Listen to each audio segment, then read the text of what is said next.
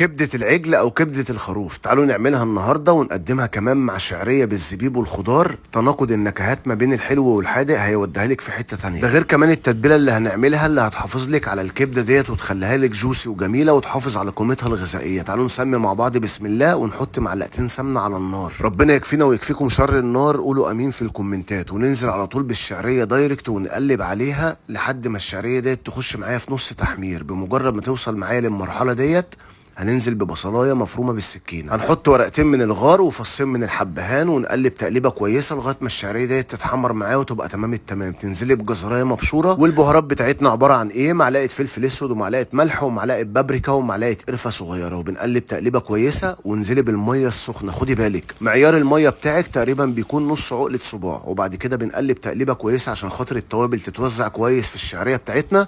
وبنغطي لغايه ما تستوي معاكي على نار هاديه. تعالوا نخش مع بعض بقى في التتبيله العظيمه اللي هنعملها للكبده. معلقه من الكزبره ومعلقه من الكمون ومعلقه من البابريكا وبطحنهم طحنه محترمه لحد ما التوابل ديت تكون معايا بودر بالمنظر اللي انت هتشوفيه دلوقتي ده. قرن فلفل سبايسي وتنزلي كمان بثلاث اربع فصوص من الثوم المفروم وتقلبي الكلام ده كله تقليبه كويسه مع شويه من الخل.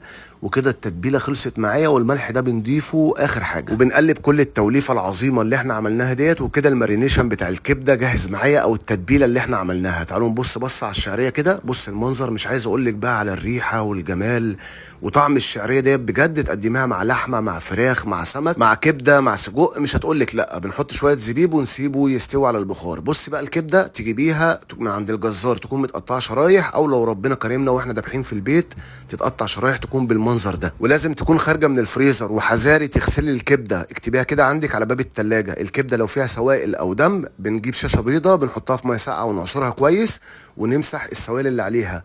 لو غسلنا الكبده بتفقد تقريبا 70 80% من القيمه الغذائيه بتاعتها. بنحط التتبيله على الكبده وبنعصر عليها نص ليمونه وقول لها خليكي على جنب كده يا غاليه لغايه ما نسخن الليه على النار. بنقطع حتتين ليا محترمين ونحط طاسه على النار. واول ما الليه ديت تبتدي تنزل وتسلي معايا ننزل على طول بالكبده دايركت عليها. تقليبه واحده وما تكتريش عشان خاطر ما تنزلش العصاره وترجعي تقولي يا خساره. فايده الكبده خلي بالك في العصاره اللي جواها. بنحط كمان بصلايه متقطعه جوليان او جوانح مع قرنين فلفل رومي يديني منظر كويس ويعلوا القيمه الغذائيه. سبحان الله كل لون في الخضار ليه فايده وليه قيمه غذائيه غير التاني. بنقلب كده تقليبه كويسه ونملح بقى على حسب الرغبه بتاعتنا.